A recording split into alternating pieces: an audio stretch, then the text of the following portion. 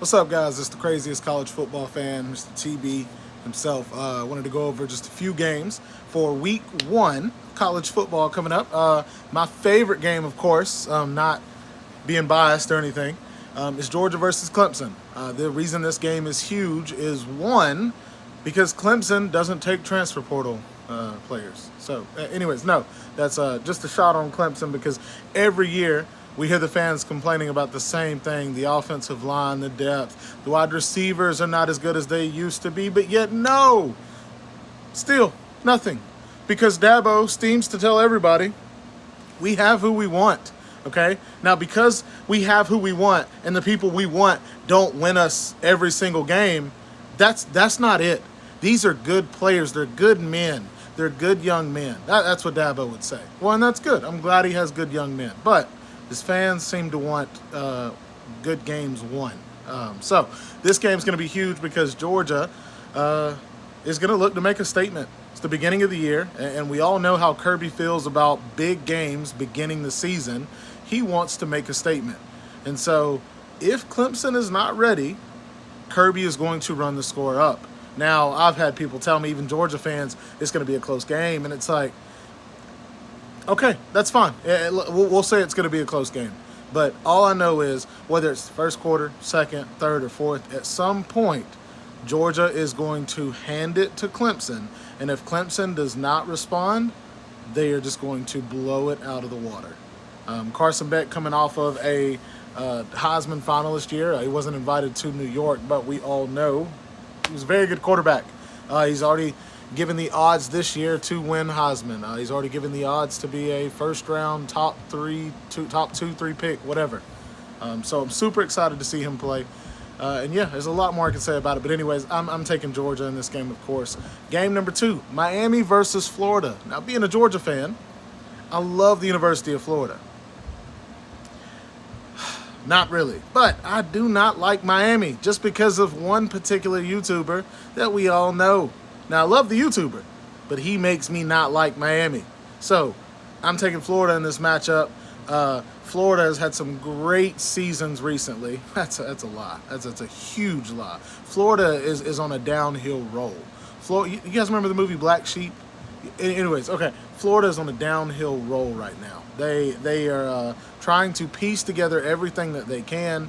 I thought that they had some really good games last year that they just couldn't pull out of. And then I thought there were some games that they won that, hey, they play good football. They just can't finish games. Is this going to be the year that they step up? Is it? I don't know. But I do know that Florida has some really good recruits on that roster. Their recruiting has been very, very good.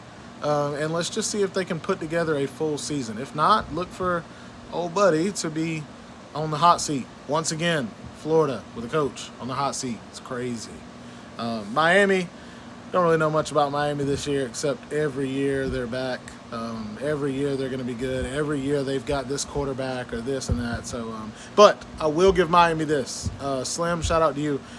Miami last year had the injury bug and lost, I want to say 3 or if not 4 offensive linemen, starters, in the first 2 games of the season. I know one of them was before the season even started. So kind of shaped up how their season went last year. But I'm going to take Florida in that game. I think Florida is going to be too strong for them. But Miami does have the coaching. Miami is a much better coach team. So next, we have LSU versus the real SC. I guess yes, I will say it. The real SC. LSU versus Southern California. This might be the matchup of the week. You got LSU, who just lost their quarterback in Jaden Daniels, but they have 2 quarterbacks behind him who they're very faithful in. LSU's loaded with talent. Their roster is if they're not, they're very close to being a blue chip roster. But then you have Southern Cal, who has bought almost everybody on their roster, and it doesn't matter how I feel about it, they have good players too. And their coach seems to be a guy that likes to score a lot of points. In LSU last year, their defense was shaky. So if LSU doesn't bring out a good offense, if they don't put a good offense on the field and they struggle a little bit, I look for Southern Cal to try to run the score up early before LSU can get their feet under them.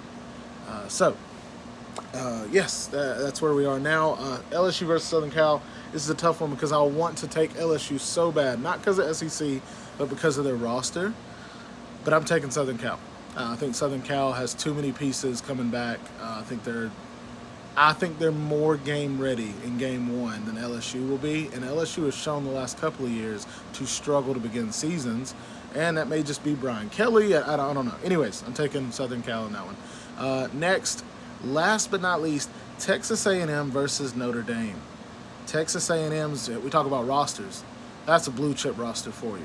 That was the team that was bought with all of the oil money that George Bush got from those people. Anyways, Texas A&M's roster is loaded. That a lot of people leave, but they still have so many guys there. They're still more talented than 95% of teams in college football.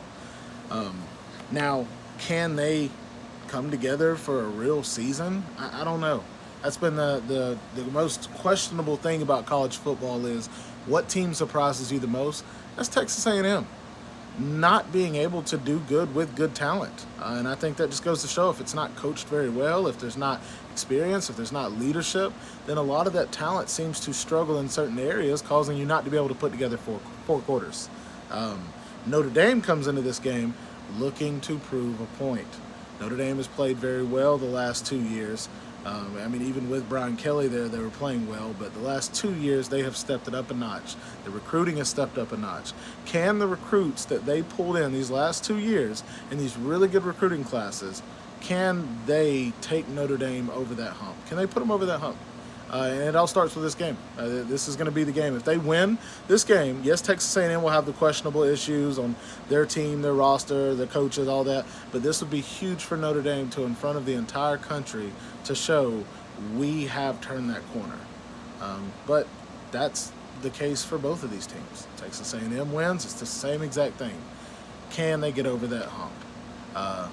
This game, I don't want to choose because I think it could go either way. The more safe answer is going to be Notre Dame, but I feel like Texas A&M, their defense, they're, like I said, they're loaded. I could go through cornerbacks, safeties, linebackers, D-linemen.